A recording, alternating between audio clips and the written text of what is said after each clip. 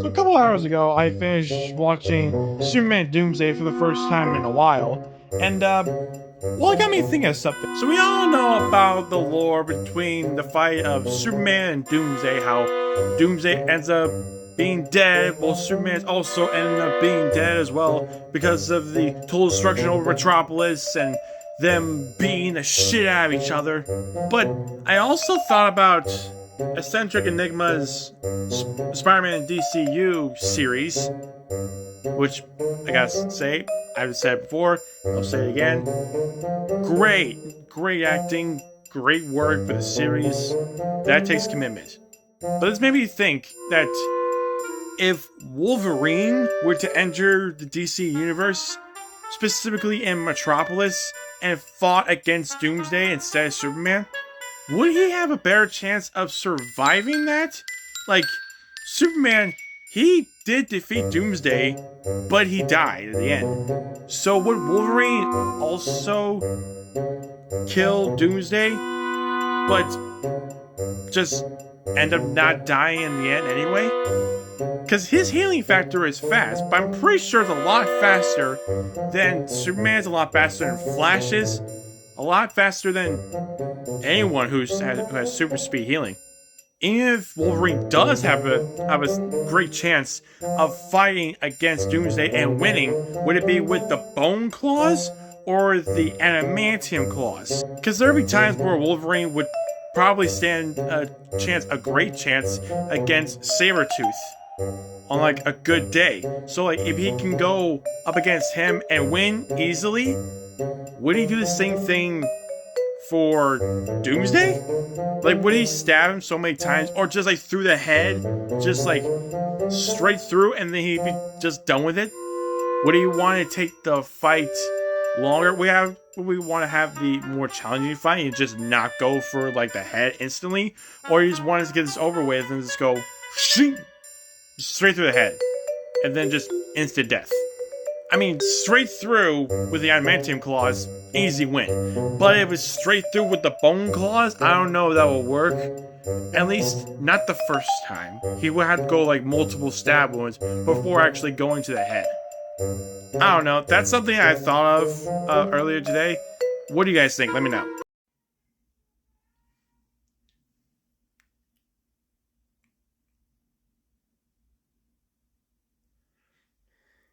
One second.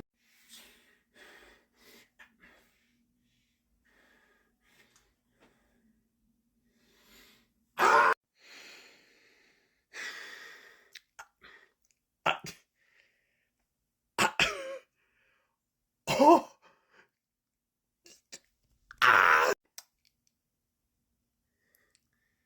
See, I figured he would like the video. But he did more than that. Not only did he like my video, he added to his favorites. He then reposted my video. And then, not too long ago, like probably yesterday, last night technically, he commented on my video. Like, oh my god. Like, I never thought something like this would happen. Like, I never thought that my video would end up on his For You page, unless, of course, I tag him in there. Even if it did go on his For You page, I think this would still happen. So yeah, this actually was from my most recent video. This comment is from my most recent video, asking, would Wolverine survive against a fight with Doomsday instead of Superman? Like, would he just like survive at the end by just killing him and not dying? And if so, would it be from the Bone Claws or the Adamantium Claws? And he says he thinks he would definitely survive, and the length of the fight would be dependent on his claws. Yeah, I agree with that. Like, as I said before, his healing factor is a lot quicker than Superman's, and he has no weakness to kryptonite. He's not an alien. He's a human that has the abilities of a mutant. But then again, Enigma, that wouldn't like still wouldn't like answer my follow-up question and be like, would be from the bone claws or the adamantium claws. I think personally, I think it would be both. Like, more thing about it, it could be both, but the adamantium would make it a little bit of a close call. The bone claws, like, if he lost the adamantium claws, he would use the bone claws for the finishing move. Just like slash him around, and like if someone takes the metal out of him and he has the bone claws, then he can just find an opening and then just stab, stab, stab, stab. Now that I think about it, I should probably make a YouTube video about who will win a fight against Doomsday from out of anybody in the Marvel Universe. We know for a fact that Superman can barely take him down. When I say barely, I mean like he can take him down, but only while dying in the end. We all know that the Justice League has no chance of surviving against a fight with Doomsday because he's an alien and they're all human. Martian Manhunter is an alien. He's an alien. Wonder Woman's an Amazon, but I don't know that it's alien. Aquaman's Atlantean, but I wouldn't count that as an alien per se. But still, like, so they're pretty much human beings, except Martian Manhunter and Superman. But not even Martian Manhunter can like resist being, ripped to shreds or just thrown into a fire pit if Doomsday that strategic. And it wouldn't matter what kind of variation of Doomsday that, the Avengers fight, that Fantastic Four fight, any more of the X-Men fight, or even like solo heroes like, Spider-Man for that matter. Or even, also like Punisher, or Daredevil, or even Ghost Rider for that matter. Ooh, wait a minute. Doomsday versus Ghost Rider? That could work. That could work. Ooh, Deadpool. Deadpool versus Doomsday. Ooh. I think that would be a close fight. Yeah, more of the story. Yeah, we both would think the same thing. Like, due to the length of his claws, no matter if it's bone or adamantium, he would stand a chance. He would have a better chance of surviving the fight against Doomsday. And now that gives us a question. No matter what variation of Doomsday, who else in the Marvel Universe can stand a chance against Doomsday? Also, Essential Enigma, if you're watching this, doesn't matter, I'm going to tell you anyway. Thank you so much for liking my video, putting in your favorites, reposting it, and commenting on it. Thank you so much. I love you, man. I especially love your Spider-Man in the DC Universe. That's actually the reason why he saw this. Like, the reason he saw this is I tagged him, I mentioned his Spider-Man DC Universe, and I said I loved his work. I still do. I can't wait to see what the future holds for that series and a lot more content you might put on TikTok and YouTube. That is, if you still are doing YouTube. Anyway, see you guys later. So I just got back from watching Superman. Oh my god! Dude, it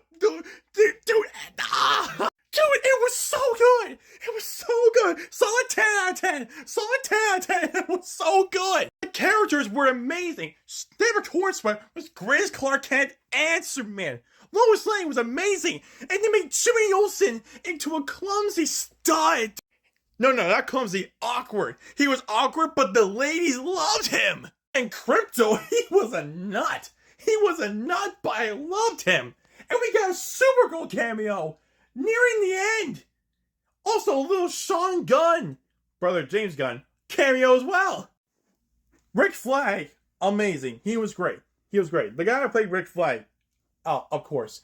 Nathan Fillion as Guy Gardner. Aside from having a strawberry blonde bowl cut, he was good. He was good as Guy Gardner. He was acting exactly as he would be. Like, including, like, spoilers for anyone who hasn't seen it, but, like, in, like, a tank fight, he, like, pushes one with a great construct and then raises up a middle finger right up there. The green construct was literally a middle finger just, like, up on the ground, like, coming up from the ground. And Ultraman being a clone of Superman? I would never expect that. I would never expect that at all. I would never expected it. And Hawk Girl. Hawk Girl, goddamn, that's amazing. A Hawk Woman, doesn't matter. Badass as hell. And Mr. Terrific. Mr. Terrific. His acting, his performance, the tech he had, it was terrific. No pun intended. And Nicholas Hoult as Lex Luthor. He did a great Lex Luthor. He acted like how Lex Luthor should be. And Metamorpho in there? And he has a child? Wow. Also, if you didn't, also for people who watched the movie, you would notice there are two post-credit scenes. One with Superman and Krypto on the moon, and the second one just Mr. Terrific and Superman just like staring at the building after they save the world from ripping in half. Honestly, not what I expected. And the reveal of the Fortress of Solitude. The Fortress of Solitude. Oh my god, guys. Guys, that was so perfect. It was so perfect. And seeing the full version of his biological parents' message, saying that he was supposed to be a force for good, but actually a force of destruction? Oh my god. Mind blown. That would sound like General Zod's words. But no, that was Jor-El and Laurel. Oh my god. And the Ma Kent, Pa Kent, the moments they had, I cherish those moments. And they did great. And so like Guy Gardner says like, oh, this hypno glasses. He puts them on. Nobody suspects him. Well, guess what? It's not just the glasses. Like, his hair was curled, dude. His hair was curled. Like, that's another significant difference. Also, Clark needs to be clumsy on purpose so that no one would know that he's Superman. And the fight scenes with him against Ultraman, even though the suit looks a little bit off, it doesn't look that bad, actually. I'm not gonna lie. And the fight was so good. The fights were so good. Especially with a nanotech-powered lady named the Engineer, which I guess would make sense because, like, there's tech inside of her. Okay? She did great. She did absolutely great. And a very special Luthor Core prison inside a pocket universe, they say? Absolutely phenomenal. Absolutely phenomenal right there. For the people who thought it was going to be like a different Superman, just like a different person as Superman in like the Ultraman costume, you would think, oh, it's this guy, it's Tom Welling, or it's a Brandon Root. Like, come on. Like, those, or like it's like Tyler Hoechlin as well. Like, if you thought it was a clone, you're a genius. If you didn't, you're as shocked as I am. Again, I say, this is all spoilers for people who have never seen the movie. So you didn't want any spoilers. I should have said this at the beginning. But you don't want spoilers. Skip this video. Wait for the next one. I also love the fact they put the Hall of Justice in there. That means that someday they will have an extended team. They have the Justice League. I like the little joke they have, like, we're the Justice Gang, and then I was like, that's not what we're called. It's a rough draft right there. And a lot of the moments were fucking hilarious. Like, oh my god. And also, there's one more thing that I love about this. One thing I love about this movie is that it's not a fresh start on a Superman movie. We don't get to see his origin anymore, and that's great. We don't need that. It's just, it's further on to the present. It's the modern time. We don't need to see him as a baby. We don't need to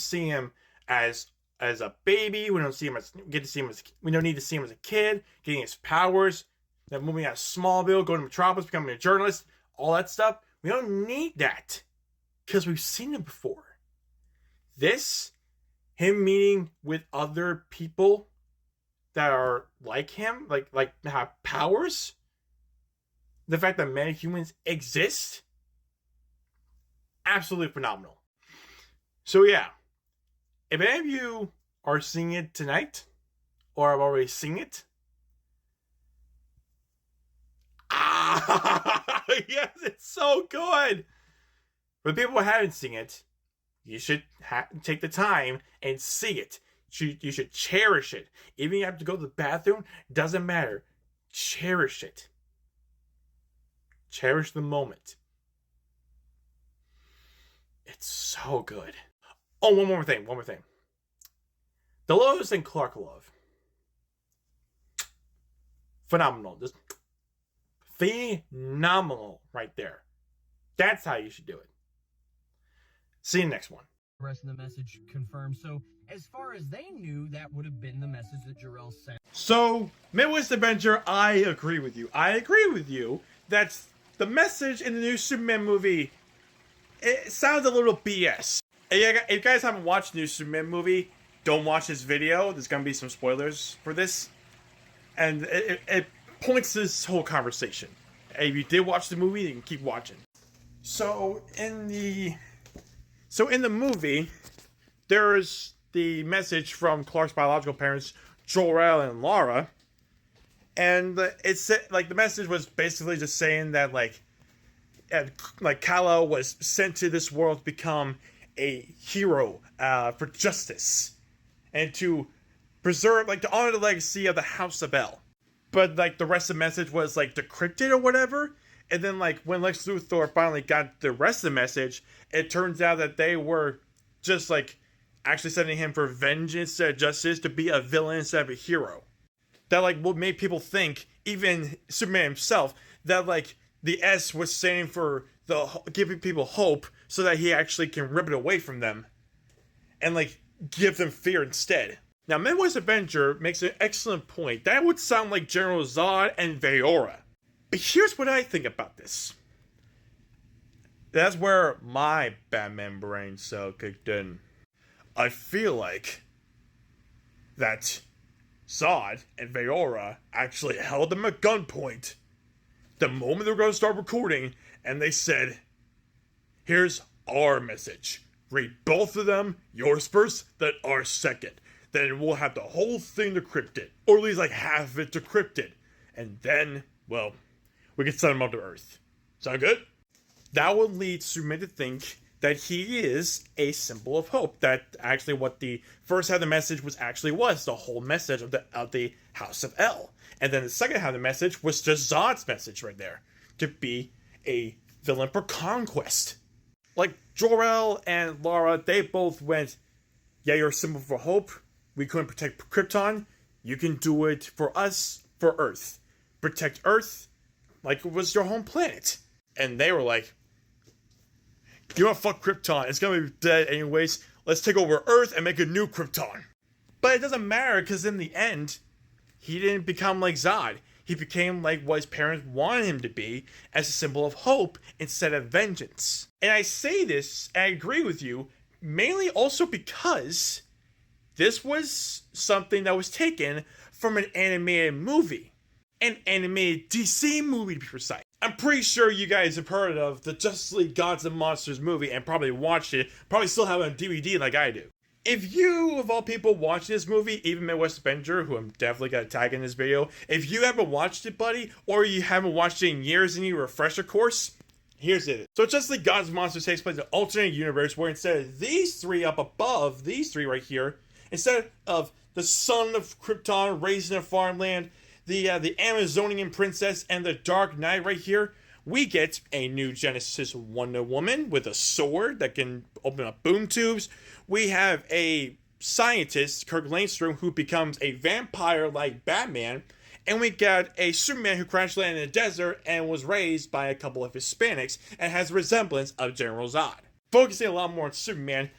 Now, as you can see in this world, Superman, he doesn't have pretty much a costume at all. He just has a black long trench coat with black boots, and he has some red lines on his legs, and his belt that has an S on it, and he wears mostly blue. Now, see, in that movie, he was given the impression that General Zod was a hero of Krypton, or was supposed to be a savior of Krypton, but no one believed him, and just let the world get destroyed afterwards, and it was honoring his legacy as a hero.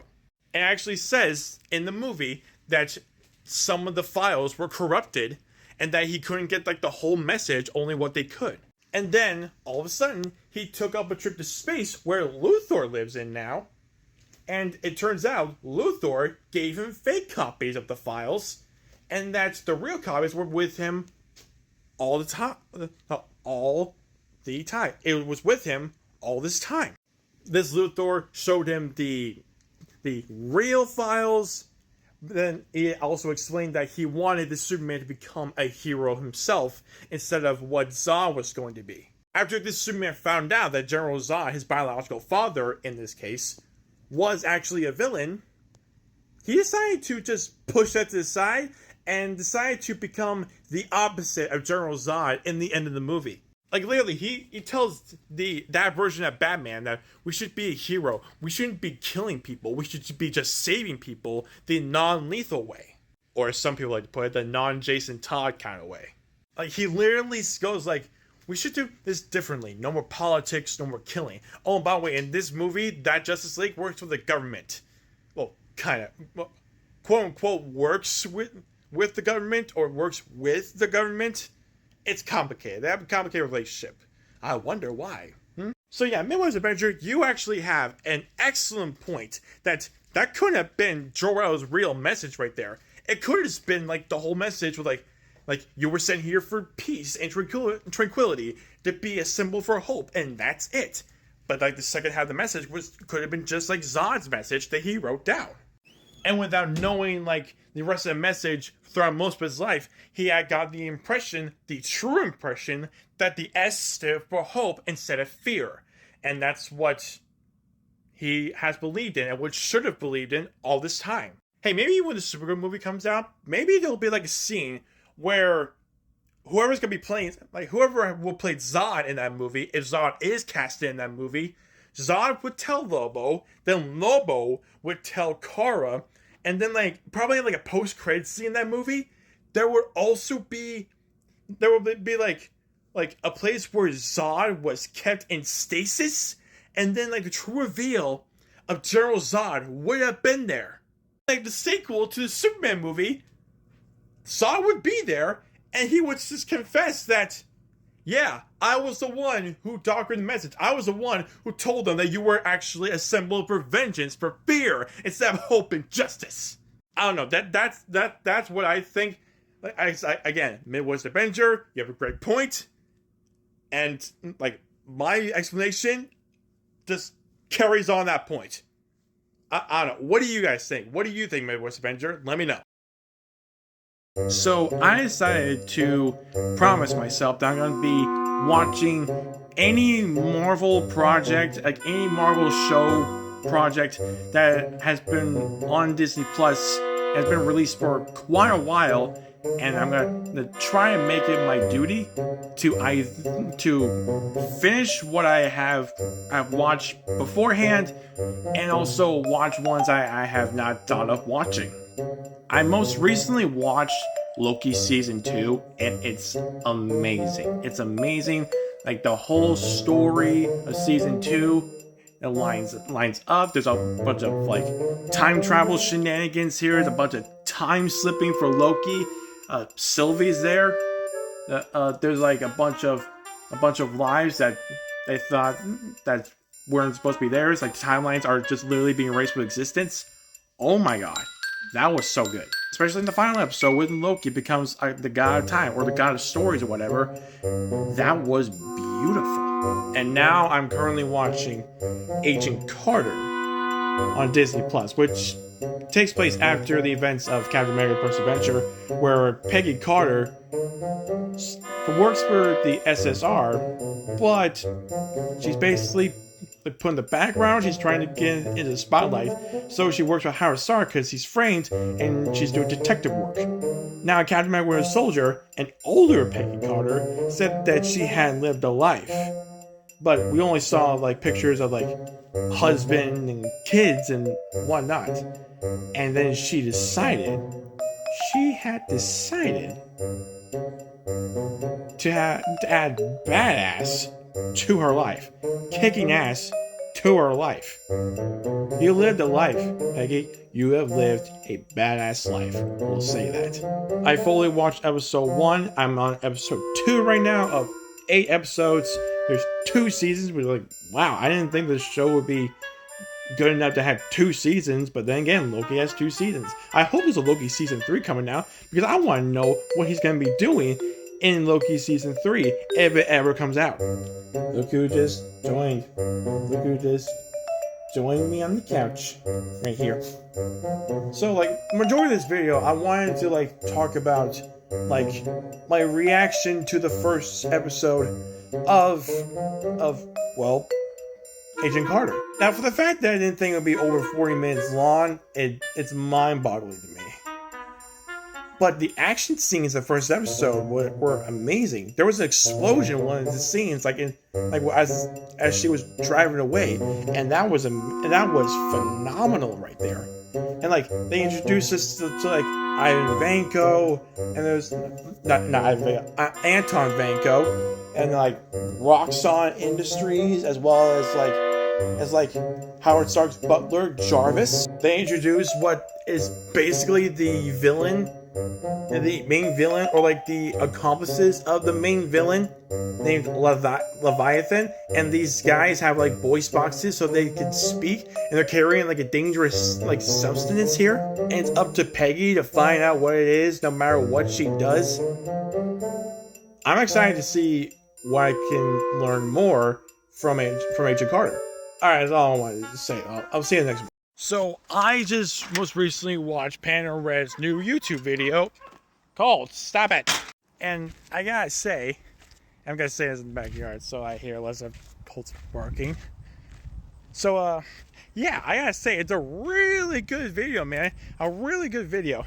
Now, I am now rewatching, like, sincere moments that I love about the video. If you guys haven't seen yet, Panda Red basically made a video about the different kinds of necklines and capes that Superman has had, live action Superman, over the decades, centuries, over the century, I guess, practically century, really decades and decades of live action Superman across the board. Now, after seeing him rank all the costumes based on the capes and the necklines that every single live-action Superman has ever had, all the ones that were on that list, including the yellow S on the back of the cape, how red the cape should be, how the neckline is supposed to be like, it brings me to this question here. It brings me to a question I want to ask you, Panda, specifically. So, in the middle of you ranking these Supermen here, I have a question about the cape specifically. So like Ma Kent, I assume that this is right. Ma Kent made the first Superman suit where it was just like, it's like black background, the S, red cartoon S right there, light blue, light red. The cape was good, all that. Was the cape sewn onto the suit?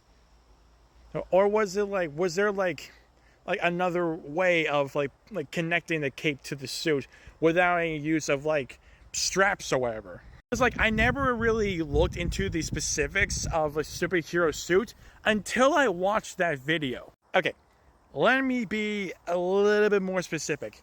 I didn't care about the specifics of certain superheroes' costumes, much like, for example, Superman. I only cared about how cool it was. I only cared about like what's shown in front of me, not what's shown behind me.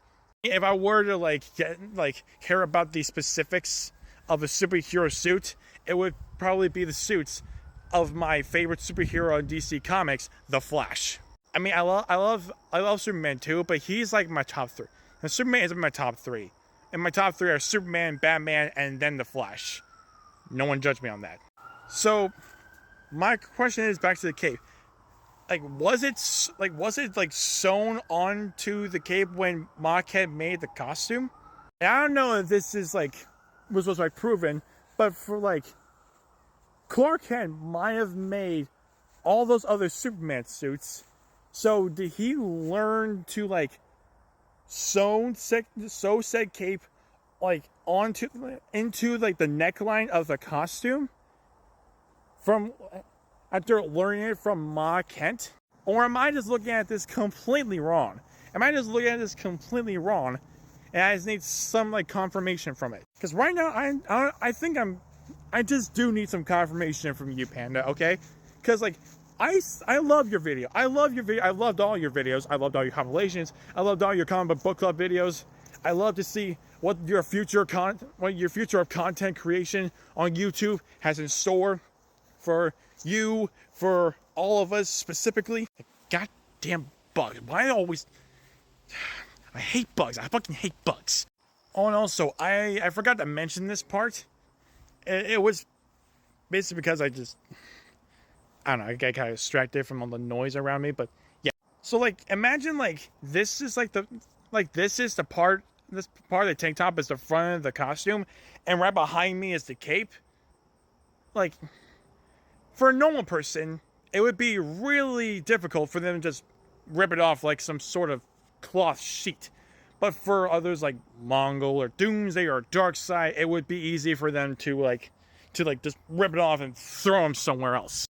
But also, like, in Death of Superman, the multiple versions of it, with multiple different versions of Doomsday, his cape always ends up torn.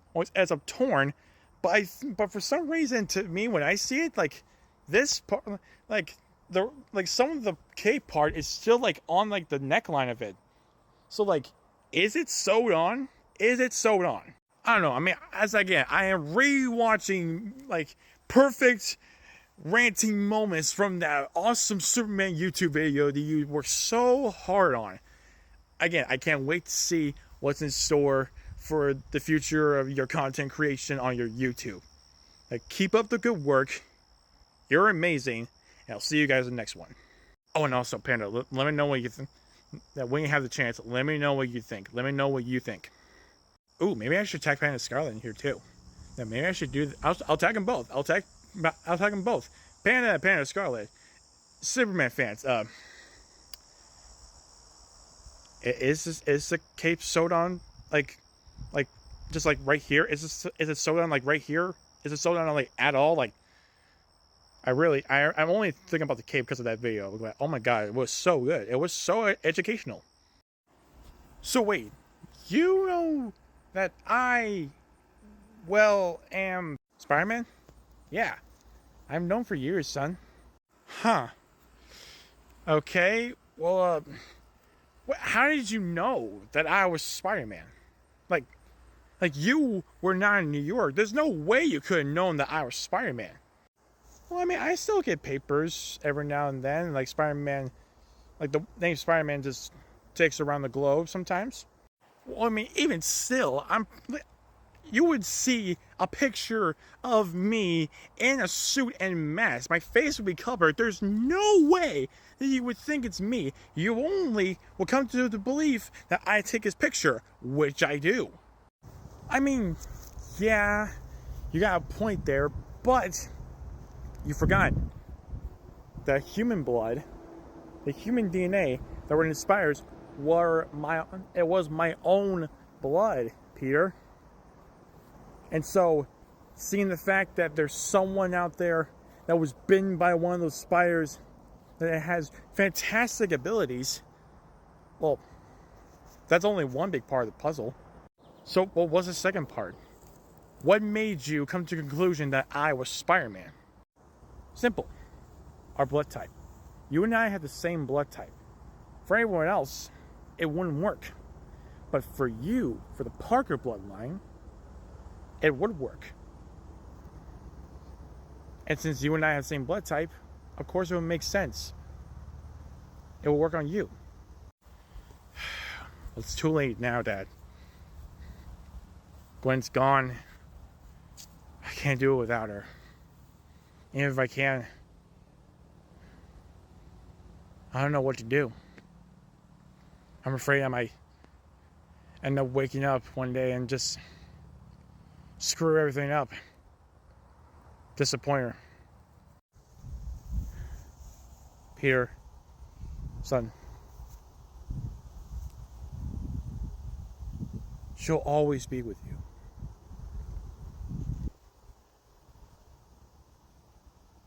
She chose to be there, to fight with you. She made her choices. She died saving the city. Now you can honor that memory by either just hiding away, or you be the friendly neighborhood Spider-Man once again. The choice is yours, son.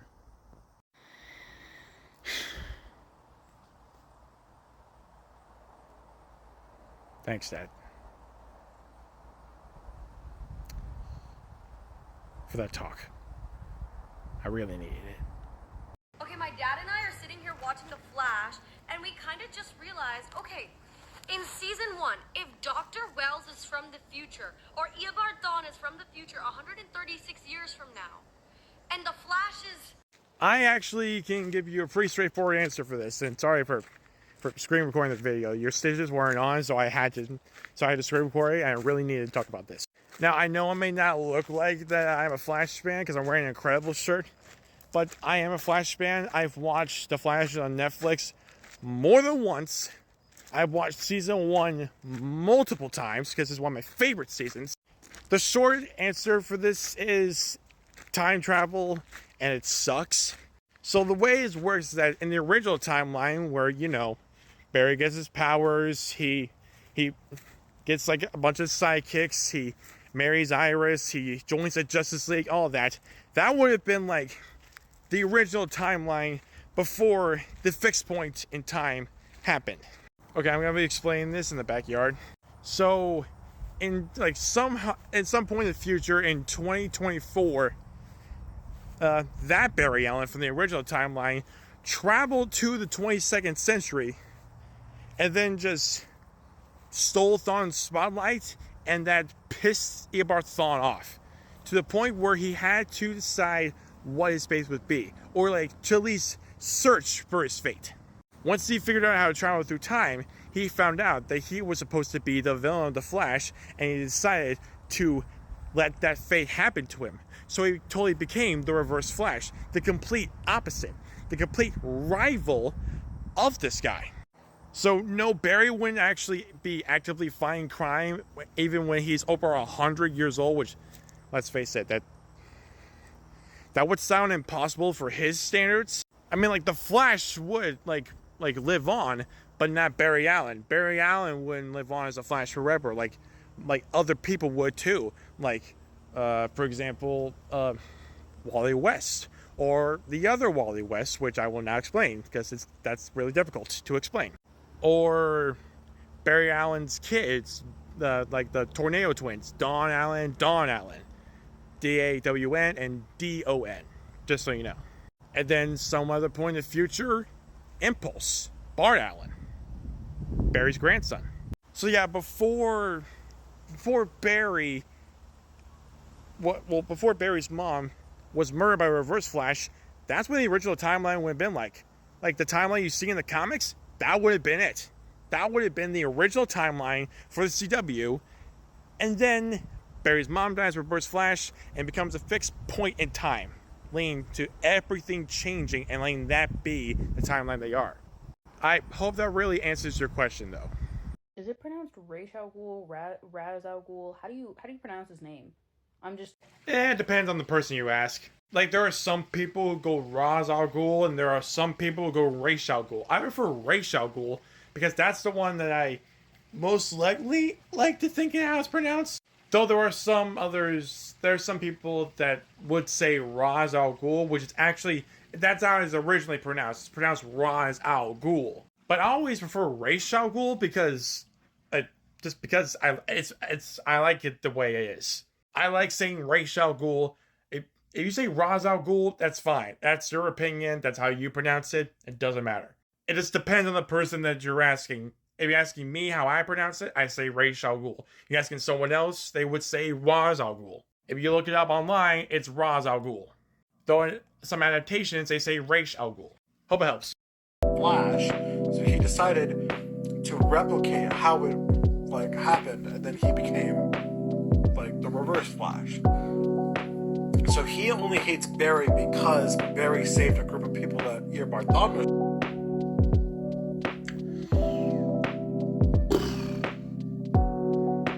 I'm at a loss for words here.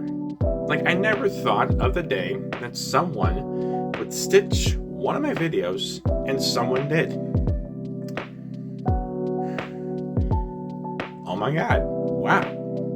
I mean, I would scream right now, but it's almost 9 a.m. and I'm not gonna do that right now, so I'm probably gonna scream like this. Ah! But yeah, dude, I understand your point. It was probably difficult of what I was trying to explain from the original video, but let me explain to you this way. Like, you got it right. Like the girl in that original video was wondering like how would Barry and Thawne being in the same timeline would work, and you went on with a bunch of knowledge from the other seasons of the show. Like it's great to see another Flash fan, especially a fan of the Flash TV show, like on this app here. I mean, you explained the events of season 1 for Thawne's origin perfectly, and I would agree with you. Like, that wouldn't, like, Thawne's plan wouldn't work, because kill Barry or kill his mom or kill his dad, doesn't matter. You still would be stuck in the 21st century. You still will lose your speed, and you will only get it back because you would create the Flash. In fact, I'm pretty sure you definitely missed a point at the end of season 1 where Thawne was like, just so we're clear, after I kill you, I'm going to kill them. Then I'm going to kill your father. I always win. Flash. And that was before Eddie Thawne shot himself and then erased Thawne from existence. Or at least like a different, like a time remnant of Thawne. Which I gotta say, still doesn't make sense, because you would still lose your speed. Because like if you killed Barry at the end of season 1, then that would mean you would have to fix everything again, because you would lose your speed again.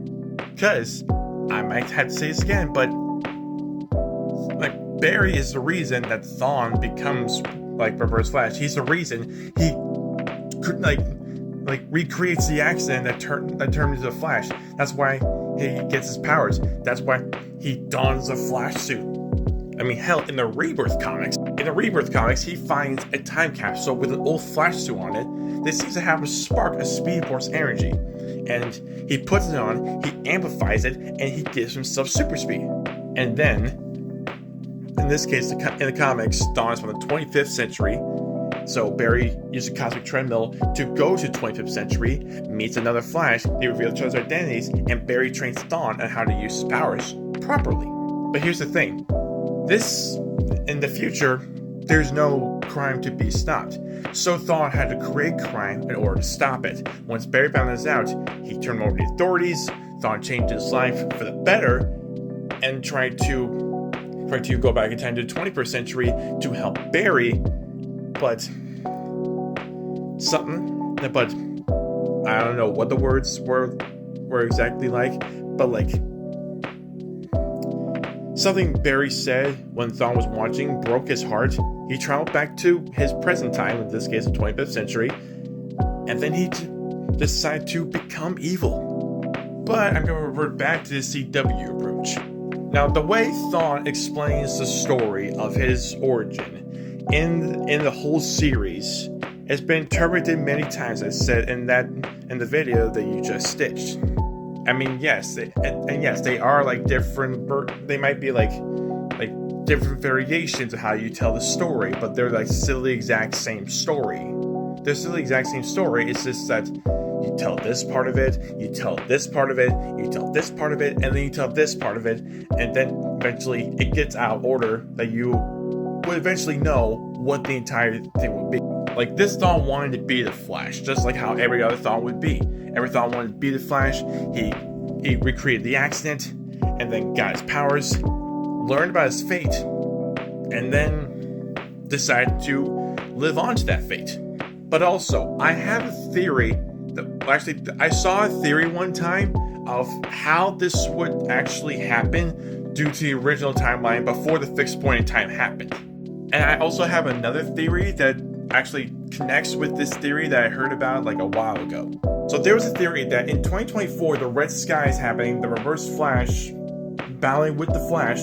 That would probably happen during the Crisis on Infinite Earths kind of thing, where the antimatter would just be bringing the Red Skies in and wiping Earth, or a lot of Earths, from existence. And in the middle of that, Barry would be fighting Reverse Flash, be like one of the many, many battles he's fought against him for centuries. And then, at the split second, Thawne decided, hey, I'm gonna try and kill your younger self. So I'm gonna go back to 2000 and kill your younger self, so you wouldn't be the Flash. Which again, if you're supposed to be a genius, how would that work exactly with you keeping your speed? So, he goes back in time, and then Barry follows him. They go back to 2000. They both fight around his mom, and Barry gets his younger self out of there, and then heads back to the Speedforce. But I'm pretty sure that Barry would have known that Thawne would kill his father or his mother. Either way, he wouldn't become the Flash, and he would still get his speed. Because he is smarter than Eobard Thawne. Now, the rest of this theory I heard about is that when he went back to his present time, he would go and stop the antimatter machine before any Earths were killed, but then, because of his mother's death, he was erased from existence. But this is a theory that I found out when I was making this video here. So the theory that I thought of was like, maybe he made a deal with the Speedforce. Instead of erasing himself from existence, he would just become part of Speedforce and then become the lightning bolt that would soon struck his younger self. Because that Barry would know that Thawne would be creating the Flash by creating the particle accelerator way earlier. Because in the original timeline, the particle accelerator was created in 2020. That would change the course of history. But this Thawne decided that he needs to do it earlier by doing it in 2010s. And so he did that by killing Harrison Wells' fiance, Tess Morgan, killing Harrison Wells, taking over his appearance, like stealing his identity and stuff, until he can create a group of scientists, find a group of scientists, build Star Labs, and then create the particle accelerator.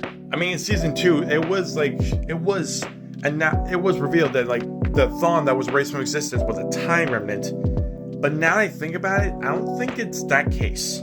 I think the case is that this was a future version of Thawne that ran back in time after finding out that Barry Allen was the Flash, and then did the whole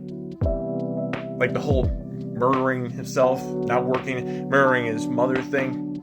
That worked, but at a terrible cost for him. And that's why the past version doesn't remember Team Flash at all, because he hasn't done this already. But him in the future, he has done this before, so that would be the one that he would remember. But then again, it wouldn't make any sense anyway, because past version wouldn't exist, the future version wouldn't exist, so time remnant, I'll guess it makes sense. Like I said in my video, time travel sucks, especially in DC Universe. It's really hard to explain. But yeah, I don't know if this was like a better explanation of what I was trying to say, but there was at least some extensions to what I was trying to explain here. And thank you for watching my video. I really appreciate it. Also, I'm surprised you haven't watched season 9. I watched season 9. It's really good. I won't spoil it for you, but just say, get ready for some more villains from Flash comic books. Specifically, speedster villains. Who would I rather fight in the Bat family? Batman. I'm gonna fight Batman. Yeah. Yeah. No, you're not. You're not. No, you're not. You're not doing that. Sure, Alfred with a shotgun, especially even without a shotgun, he'll kill your ass. I can definitely agree with that. But Batman, definitely not. Batman will still fuck you up if you try to land one hit on Alfred. Boom, you're done. You're done. That'll be like his one exception. Be like, okay, you're done. See ya. Okay, so let's go over the options here before I give you my answer here. Alfred? No, I'm gonna step away from that guy. Even though he's old as hell, he's still respected. Even with a shotgun, he's still got some fucking guts. I respect him, and I'm gonna stay right next to him instead of just fighting him head on. For Batman, same thing for Alfred. I would respect him. I would not face him head on. I would just be like, can I ask for your training? Come on, please. Because I really need to learn to defend myself, and you're the only person that's better enough to do it. He would say yes. Others would say yes too. The rest of the Bat family would help me, and I would stand alongside them. For Dick Grayson, he's like Spider-Man. Generally a really nice guy, likes to crack jokes. Until something happens to him, or at least until someone he cares about happens to them, then the smile is gone. No more cracking jokes. The Batman face is on. You're fucked. So yeah, I'd rather stay on his nice side than his dark side. That's all I gotta say. For Jason Todd. Yeah, he kind of scares me. I love the character, but he kind of scares me. Like, if I was like, okay, who in the Bat family am I gonna challenge next? Because Nightwing was a total weak one.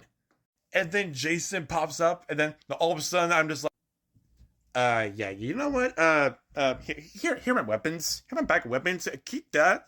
Keep that bag. I'm gonna turn myself in. Goodbye. Like, seriously, just like one look at that guy, and I'm like, here are my weapons. I'm gonna go over to Blackgate.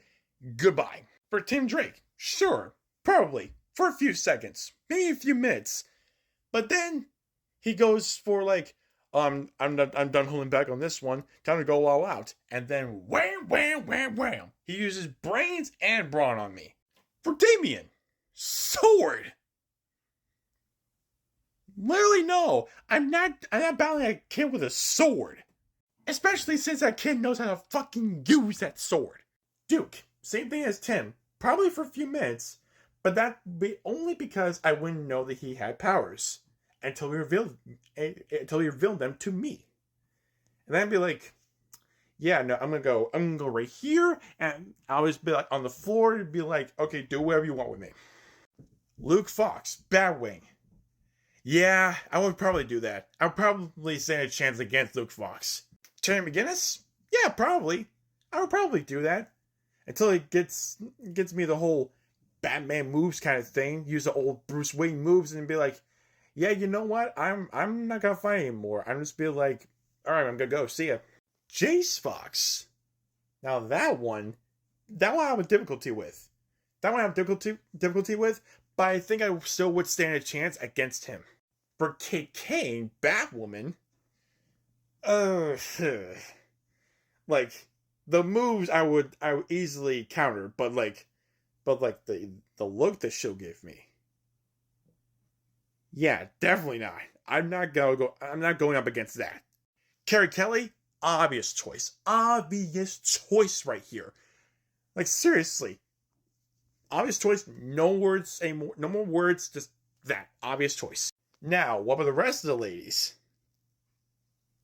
Barbara Gordon? Probably not.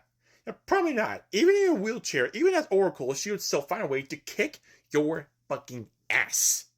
Stephanie Brown, I probably would have a chance. Same thing goes for Duke and Tim. Probably for a short amount of time.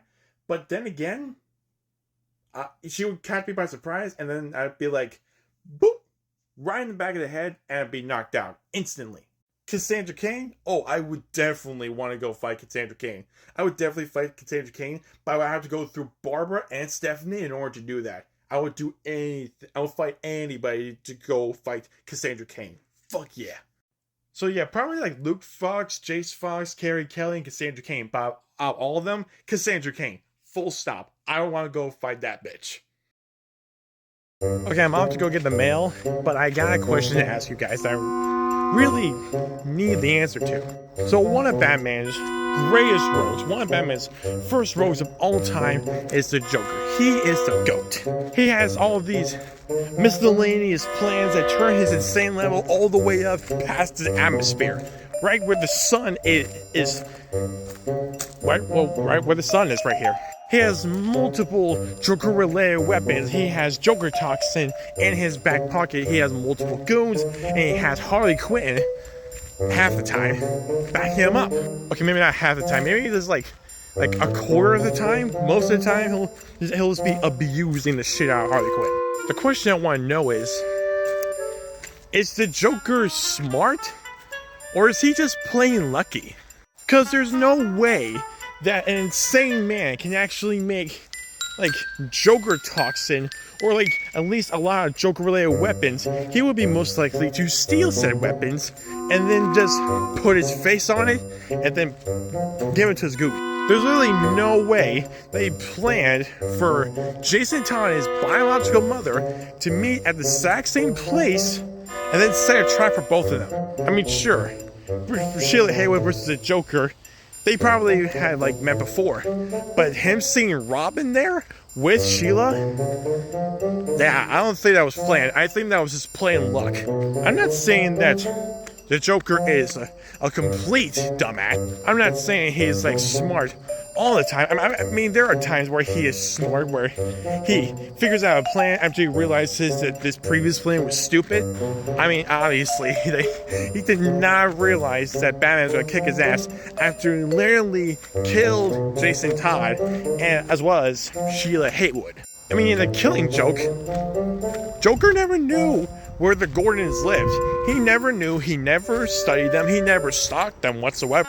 He literally just went into a random ass apartment building, knocked on a random ass door, saw Barbara Gordon open it, and then went like, hey, you're Jim Gordon's kid, aren't you? Well then, sayonara.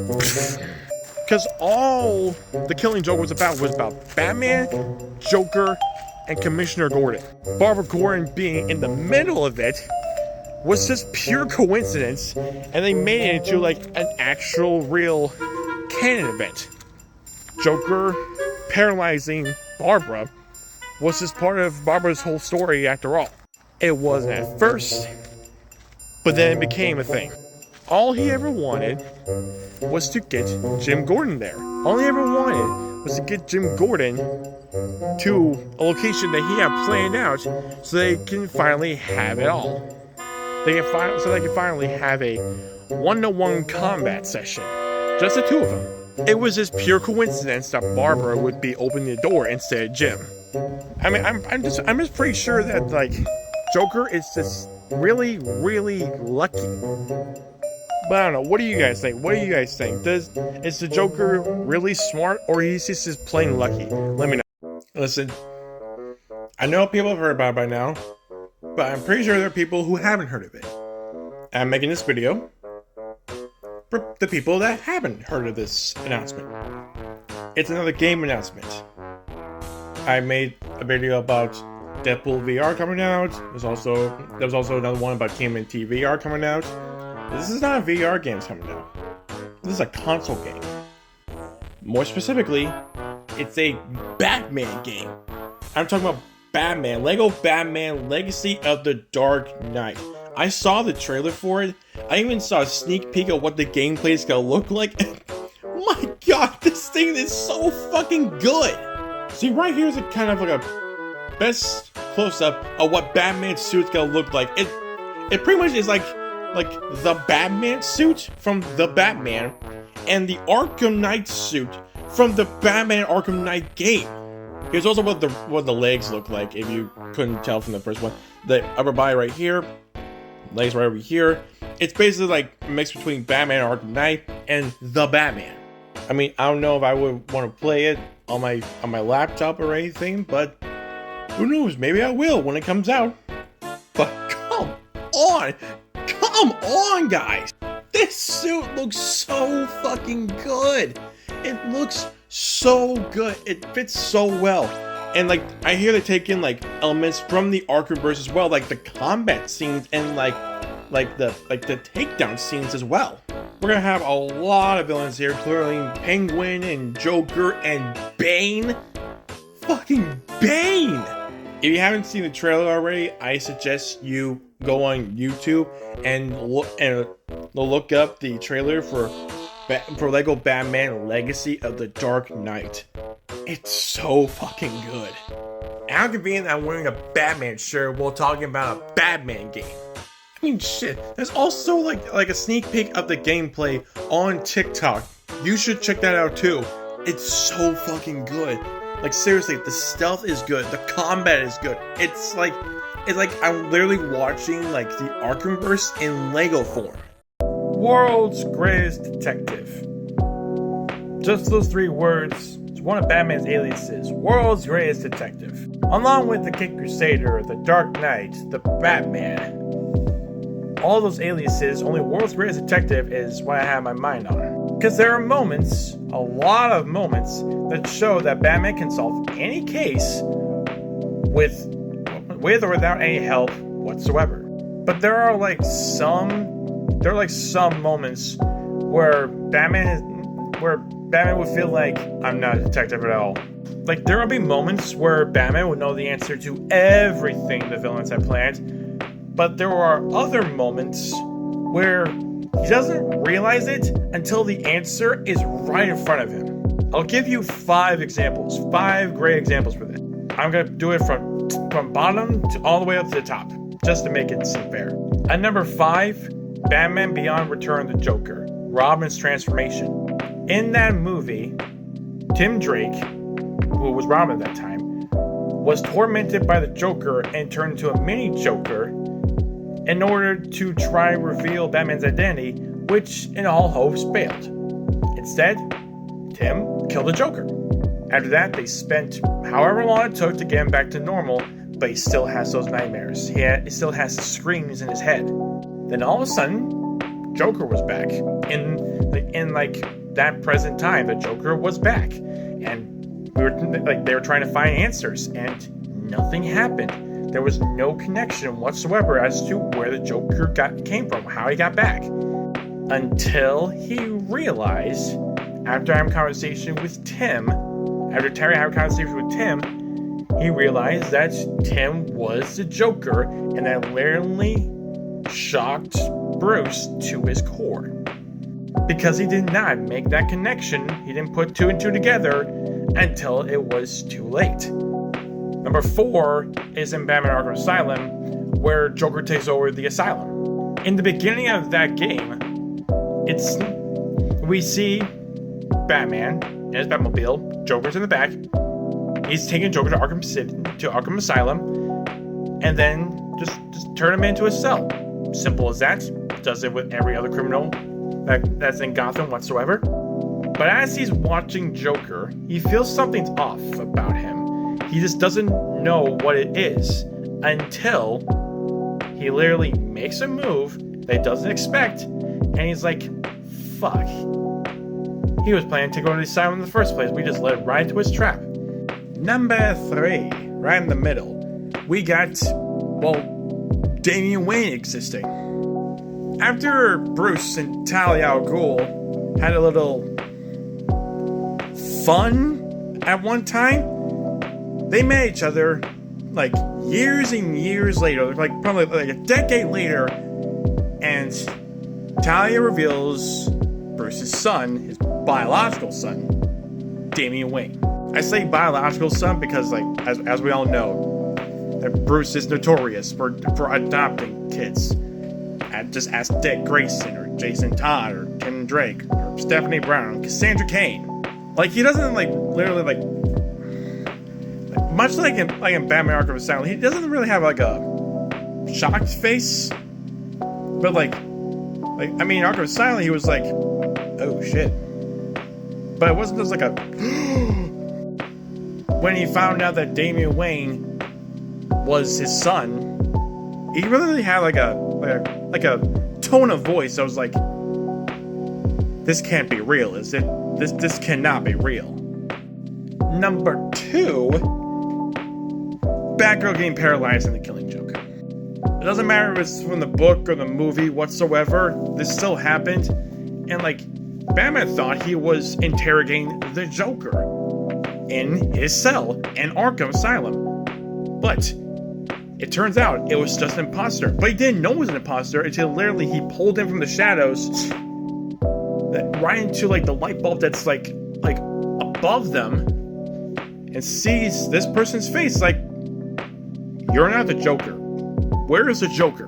And he doesn't realize that Jim Gordon's taken and that Barbara has been paralyzed by getting shot through the spine until it was heard on like TV or something.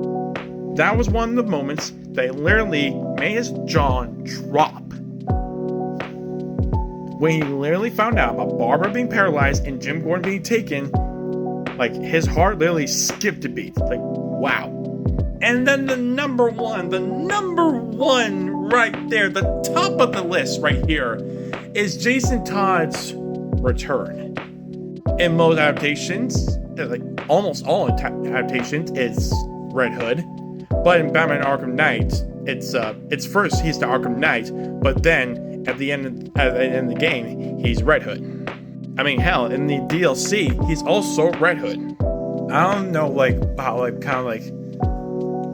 don't know how to explain it from the comics perspective, but from the movie perspective, I would say, like, in like the Batman Under the Red Hood movie, he literally, as soon as Red Hood said, "You haven't lost your touch, Bruce," that literally shocked him to his core. His heart literally skipped a beat. He had like shock look like.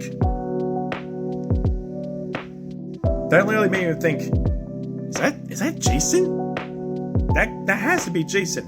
So he goes to find Jason while fighting this fully armored powered gang, and Red Hood kills one of them. Jason then says something that sounds like himself. And then like Bruce goes back to the Batcave, like connects to like tries to match the two voice patterns. It's a match. It's Jason. However, in the Arkhamverse, in Arkham Knight, where he was practically where Jason was practically like the second to last villain, or was like the second main villain of the storyline. Well, Scarecrow was the main villain. He literally had Alfred, as soon as the Arkham Knight was introduced, he literally had Alfred trying to find connections, trying to find some people, trying to find some clues as to who his identity was, and he did not get a clue. During one of his encounters, he tried to unmask Arkham Knight, but he was like, nope, not yet, not later, we gotta do this later. And he didn't reveal himself until Jim Gordon was found after he was taken. He literally said, Bruce literally said, "Who are you?" And Jason was like, "You literally have no idea, do you, Bruce?" As he takes off the mask, the gasp in his voice is like, "Jason, but you're dead." Like, if you've never seen the gameplay of the first Arkham VR, first Batman Arkham VR game ever, then if you have seen that, you would know that Joker sent a film, a video of him killing Jason Todd, or as we all thought. I mean, he was clearly using rubber bullets. That was the only explanation that he was still alive. But Bruce, he didn't know that. Barbara didn't know that. Dick didn't know that. Tim didn't know that. I mean, hell, in the recording, he literally revealed himself to Barbara, and that shocked her. It shocked Barbara, and it shocked Bruce. He was talking to him in confusion, how is this possible? You're supposed to be dead. I saw Joker kill you with my own two eyes. And that was before the whole fight scene between him and Batman. So yeah, that literally shocked Batman to its core, and it literally made Batman's jaw drop, because he was acting less of a hero and more of a father, trying to tell him, stand down, you're supposed to be a hero, you're not what Joker made you. But yeah, those are the 5 moments, at least what I see, the 5 moments that make Batman not the world's greatest detective whatsoever. See you next one. Okay, I'm currently watching Batman Arkham Knight on my laptop, and that I gotta say, I immediately thought about this just like a few minutes ago. If the Arkhamverse was willing to make more games in the Arkhamverse, not like Suicide Squad, but like Bat Family related like Arkham games, what would you think? Who do you think would deserve their own game in the Arkhamverse?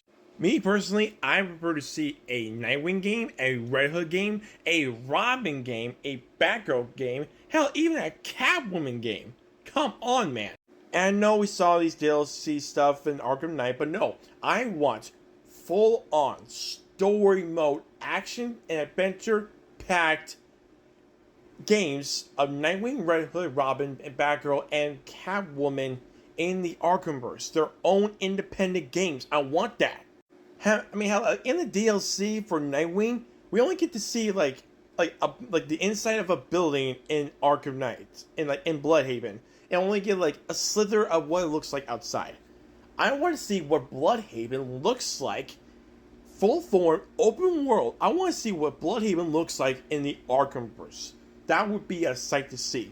For Red Hood, I want to see what Jason Todd does. I want to see him going from dealing with his own shit to just stopping all these crimes, saving these children because he wants to save these children, and also want him in the end going back to the Bat Family and hoping that they forgive him. For Tim, it's obviously I want to see him do like a Robin. I want to see his own independent game, going from Robin to all the stuff that's happening to him. He would be having like relationship problems with Barbara. He would have some like one-on-one conversations with Alfred and Dick. He might have to go to do some like conversations with Jason, like find crime with Jason. Then all the way to him becoming Red Robin. Deadpool, if you say yum, I swear to fuck. Thank you. For Barbara Gordon, I honestly maybe 2 games. Like one in her early times as Batgirl that leads all the way to the end of her getting shot at by Joker and becoming Oracle. And then a sequel game of her just being Oracle, being badass as hell in both games. Catwoman, we get to see what, like a story mode in Arkham City. We get to see what she does behind the scenes of the Batman storyline. But no, I want to see what a full-fledged, open-world story mode game would be like in the Arkhamverse. That'd be just Catwoman. And it would probably be like I don't know, Starlight. And she would probably get help from Oracle. And she would have a run-in with Poison Ivy and Harley Quinn. You would never know. But also, wouldn't it be cool, now that I think about it, if Lucius and Alfred have their own independent Arkham game? I don't know about you guys, but that would be so fucking cool. Just these 2 old badasses just having it out. You would see Alfred with his shotgun, Lucius with all this different kinds of tech that he was saving for Batman. I had another idea for a Batman Arkham game, but I don't know if I ever mentioned this before. If I did, I probably forgot it, so I'm gonna say it again. But I'm gonna save it for another video. So, what do you guys think about these new ideas? Let me know what your opinions are. To make it better, I'll probably tag in 2 or 3 people in here, just because I want to see what their reactions might be and what their creativeness would be if they think of these games actually coming to light. Alright, that's it. I'm gonna eat some dinner right now. I'll see you guys in the next video. We now present one of the probably most humble and probably one of the most best conversations from the Spider-Man universe ever. Give or take that some of the lines might be either changed and or added with some words. This has actually happened, and this is how it went. This is a conversation between Johnny Storm and Spider-Man. Hey, Johnny, you called for me? Oh, yeah, here. Thank God you made it. Look, I'm not going to take too much of your time. I just want to talk to you about something. I just wanted to say something to you. Okay, yeah, sure. What's going on, man? You can talk to me. Well, since that we know each other for a long time, And since you recently revealed your identity to me and the rest of the Fantastic Four, I just gotta say, fuck you. I don't get it. Like, what? Fuck me. What are you on about, man? You heard me. Fuck you, dude. I mean, come on. Why did it take you so long to to reveal us your identity? Come on, I thought we were friends. We are, Johnny. It's just that the whole point of a secret identity is to keep it secret. But you don't care about it since, well, clearly you don't keep your identity a secret. I do. I get that you have an identity to keep your loved ones safe, and that will include me and the Fantastic Four and everyone else that you know, but come on, seriously. Like, I thought you would have more trust in that. Hey, much like you, I have trust issues, okay? And like a dozen or so heroes before you knew my identity, and like a bunch of the people I care about also know about my identity. Look, I never admitted this, but I have been fucking jealous of you, Parker, okay? I mean, come on. How can someone like you be as smart as Reed, works as a hotshot photographer, date some of the hottest women that I've ever met, and still fight a bunch of cool-ass villains? I mean, seriously. Every single time that bad thing happens to me, something good always happens to you. As well as I like to call the Parker luck. Wait, you... You think that...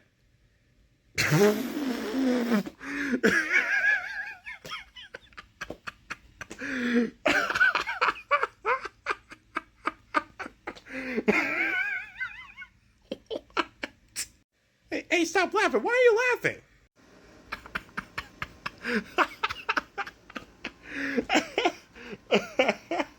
Okay, hold on. You think that my life as both Peter Parker and Spider-Man are way better than your life as both Johnny Storm and the Human Torch?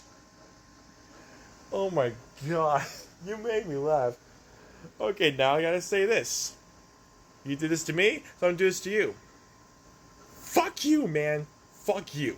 Whoa, okay, I get why I flipped you off, but why are you flipping me off, man? Because you are a fucking dumbass. Being Spider-Man literally sucks. I still love to do it, but my life literally sucks as both Spider-Man and Peter Parker. Okay. Feel free to give me some examples. Any example, a lot of examples, please. I'm all ears, okay, buddy? Well, my parents are dead. My uncle is dead. One of the hottest people that I've dated died in my arms. Oh yeah, okay, but that's just three, man. Everything else must. I may work as a photographer, but I make less than minimum wage, and I work for J. Jonah Jameson, a guy who's hated Spider-Man since day fucking one. Oh yeah, and all that hate will be getting in your head. You have to deal with his hate every day. I guess that's. I mean, you're kind of convincing me. I've also had some relationship problems with MJ and Black Cat and pretty much any other woman that I've dated, and I tend to push them away. Also, I have been I have had an alien take over my body. I have been cloned twice. I've had my body stolen from me. And sure, I fight some cool-ass villains, but still, I am always exhausted, and I'm always on the brink of death. I suffer pain a lot worse than you. So, really, the person that I should be jealous of is you, Johnny Storm. Oh, come on. I seriously doubt that you have anything to prove that my life is better. I mean, yeah, sure, like all these things that you have said, clearly I was wrong, and I'm sorry about that, Peter. But come on, how am I better than you? Well, for starters, you are a millionaire. You have dated way more people than I have. There's not even a countable number at this point. You also are one of the founding members of one of the greatest superhero teams of all time. Except you go out in space. Like, not a lot, but sometimes you do. I mean, yeah, okay, I guess. Even when I was bald, women still found me attractive. Okay, I'm kind of not helping my case here, am I? And also, let's not forget, while you guys are out there on the other side of the fucking world fighting Galactus, I'm still down there in New York, exhausted and on the brink of death from fighting Venom or Carnage or the Rhino or Green Goblin or Electro or Sandman or whoever I ever fight. Or maybe like Kraven the Hunter or Morbius. I mean, yeah, I guess that's true. I mean, like, in your early years, you really didn't have anyone to, like, help you with that. You always had to, like, do this shit on your own. Wow. I guess I really didn't see this in the right direction. Yeah, if anyone has a life that should be worth envying, it's you, Johnny. Okay? My life as Peter Parker sucks. My life as Spider-Man sucks. But I still do it because even though it sucks, I still love my life. I still love being Spider-Man. And I do whatever it takes to make sure that this city is still in one piece. You're right, Peter.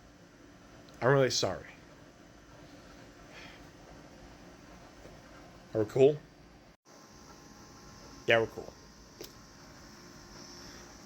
I'll see you around. Yeah, I'll see you around. Oh, wait. Oh, just one more thing. So you're saying like those Peter Parker lookalikes, like the one with the red and black suit with the red eyes and black spire on them, and the other one that used to have like a red suit with a blue hoodie on, but now wears this like green purple suit. Neither of them were you? No. Those actually were my clones, okay? Ben Riley and Kane Parker. Ah, got it. Okay, you should go now. Have a good night, Spider-Man. You too, Human Torch. Artists that you're like, wow, I do not like this at all. So the answer to this is, I don't know, because I don't think of it that much. So if you didn't see the original video, I suggest you actually watch the original video. But he's asking if there are any art styles in certain comic books that you don't seem to like. Like if there are any art styles that just don't tickle your fancy, what would they be like? I mean, personally, I don't mind the artwork. I don't care that if it looks good to some people, it doesn't look good to other people. I just like it regardless. I just like the artwork in general. It doesn't matter who made it, doesn't matter how it was drawn. I just like it. And the comic all the way. Hold on, I'm gonna show you some examples. I'll be right back. Okay, I'm back, and I've got some examples for you. So like I'm saying, I don't really care about the art regardless, because no matter what it looks like, I'll just love it either way. I'll just love it. Like if I would be lying if it said like, oh, it's gonna be like too much realism in there, or like, oh, like so many lines. I don't really care. I just love the comic book, and I love the art, like all the way, no matter what it looks like. Like for this example right here, for the first example, I'm gonna be doing a Flash graphic novel from the Rebirth universe. The artists on this one are David Ginfelice and Neil Googe, I think that's how you say it. And may I just say, this artwork right here looks so fucking cool. I mean, shit, even this looks so fucking cool, man. Like, come on, who wouldn't like this? Here's another example of Batman: The Return of Bruce Wayne. This one has a lot of artists here. Now, this is a Grant Morrison book, and the art was made by Chris Sprouse, Fraser Irving, Yannick Paquette, George Janti, Ryan Sook, Lee Garbett, and Andy Kubert. Like, seriously, you're not gonna stand there and tell me that this doesn't look cool? Like, you're gonna tell me that this doesn't look cool? What the fuck is wrong with you? That looks scary as hell. from a distance and in a closer distance here.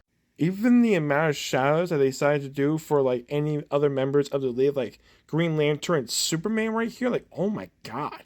And here we have another Flash graphic novel, which is from the New 52, the Flash Volume 4 Reverse. I don't see like the artists' names on here, but whoever they are, I think it's just the people who made the story of Francis Monopole and Brian Buccellatos, or Buccellato, I would say. Like, just how like the artwork looks on the back cover. Like, seriously, this looks amazing. This looks really good. Like, seriously, the Daniel West look in this page right here, it looks so fucking badass. The red and the black, the final lightning bolt looks like that. Oh my god. It literally looks like his actual skin is part of the suit. Oh my god. And here's one more example.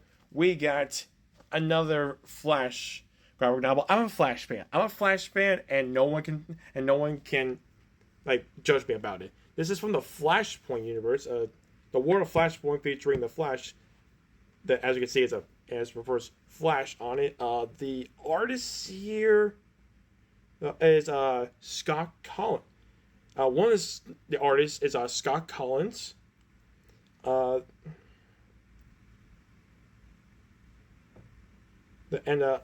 I just say, in the Captain Cold story, it's actually in here.